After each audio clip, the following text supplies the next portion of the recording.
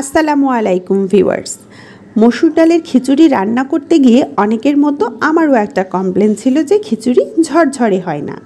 তবে আস্তে আস্তে এ ধারণাটা আমার ভুল প্রমাণিত হয়েছে। আজকের রেসিপিতে পারফেক্ট ঝরঝরে মসুর ডালের ভুনা খিচুড়ি রান্না করার টিপস শেয়ার করব। মাত্র একটি ট্রিক্স ফলো করলে আপনার খিচুড়ি হবে পারফেক্ট আর ঝরঝরে। আজ আমি ভাতের চাল দিয়ে রান্নাটা করেছি, তবে আপনারা চাইলে মসুর ডালের সাথে পোলার চাল দিয়েও রান্নাটা করতে পারবেন।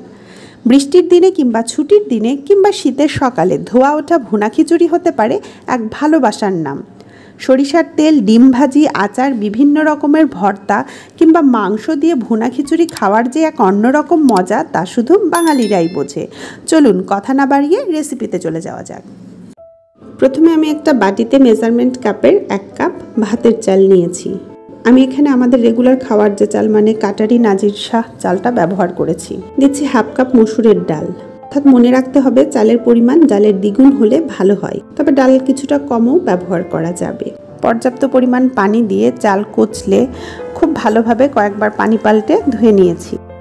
এবার একটা স্ট্রেনারে ঢেলে পানি ঝরিয়ে নেব ন্যূনতম 10 মিনিট। চুলায় প্যান বসিয়ে প্যানটা গরম হয়ে আসলে 1/3 কাপ সয়াবিন তেল দিয়ে দিচ্ছি। তেলটা গরম হয়ে আসলে দিয়ে দিচ্ছি 3টা মিডিয়াম সাইজের পেঁয়াজ কুচি। নেড়ে চেড়ে পেঁয়াজটা একটু ভেজে নেব। দিয়ে দিচ্ছি কয়েকটা কাঁচামরিচের ফালি। দিচ্ছি 3টা দারচিনি, 3টা সাদা এলাচ, 1টা তেজপাতা ও 3টা করে গোলমরিচ ও লং। সামান্য নেড়ে দিয়ে দিচ্ছি 1/2 চামচ রসুন বাটা, 1/2 চামচ থেকে একটু কম জিরা বাটা ও 1/2 চামচ আদা বাটা।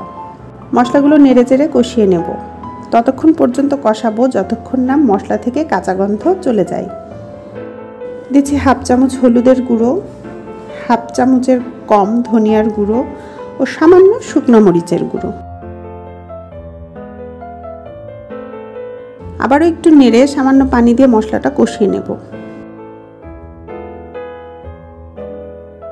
মশলা থেকে যখন তেল ছাড়তে শুরু করবে তখন বুঝতে হবে মশলা কষানো হয়ে গেছে।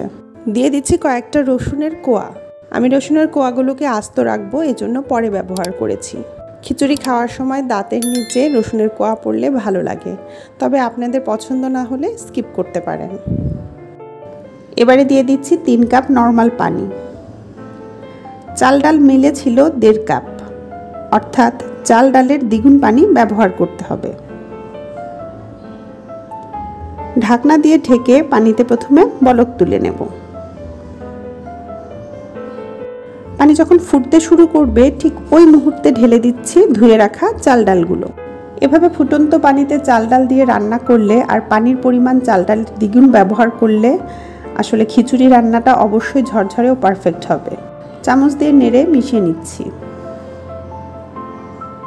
এ পর্যায়ে এসে দিয়ে দিচ্ছি স্বাদ অনুযায়ী লবণ। আমি কিন্তু লবণটা আগে ব্যবহার করিনি, লবণটা এই পর্যায়ে ব্যবহার করার চেষ্টা করবেন। ঢাকনা দিয়ে ঢেকে পানিটা গায়ে গায়ে চলে না আসা পর্যন্ত রান্না করে নেব। পানিটা গায়ে গায়ে চলে আসলে চুলার আঁচ কমিয়ে রান্না করে নেব আরো কিছুক্ষণ। এ পর্যায়ে এসে চাল ডালগুলো 90% সেদ্ধ হবে। দিয়ে দিচ্ছি 1 চামচ ঘি। আলতো হাতে নেড়ে মিশিয়ে নিচ্ছি। জোরে জোরে ঘষলে কিন্তু চাল ডাল ভেঙে যাওয়ার সম্ভাবনা আছে। প্যানের নিচে একটি তাওয়া বসিয়ে চুলার আঁচ লো করে দেব। ঢাকনা দিয়ে ঢেকে দমে বসিয়ে রাখবো 5 থেকে 7 মিনিট। ঢাকনায় কোনো ছিদ্র থাকলে পর্যায়ে এসে সেটা বন্ধ করে দিতে হবে।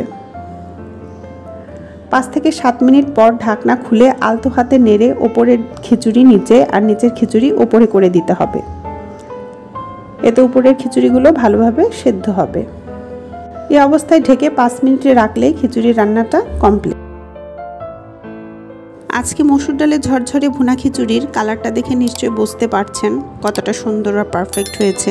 চাল ডাল পরিপূর্ণ সিদ্ধ হয়েছে, আবার খুব সুন্দরভাবে ঝরঝরে হয়েছে। বৃষ্টির দিনে কিংবা ছুটির দিনে কিংবা শীতের সকালে ধোয়া ওঠা ভুনা খিচুড়ি হতে পারে এক ভালোবাসার নাম। সরিষার তেল, ডিম ভাজি, আচার, বিভিন্ন রকমের ভর্তা কিংবা মাংস দিয়ে ভুনা খিচুড়ি খাওয়ার যে এক অন্যরকম মজা আছে, তা শুধু বাঙালিরাই বোঝে। আজকের ভুনা খিচুড়ি আমি পরিবেশন করেছি ডিম পোস্ট, আচার, সরিষার তেল দিয়ে। প্লিজ রেসিপিটি একবার হলেও ট্রাই করবেন, কেমন হয়েছে আমাকে জানাবেন। আর এখনও যারা আমার চ্যানেলটি সাবস্ক্রাইব করেনি, প্লিজ আমার চ্যানেলটি সাবস্ক্রাইব করে আমার পাশে থাকবেন। ভিডিও ভালো লাগলে একটা লাইক দিতে ভুলবেন না।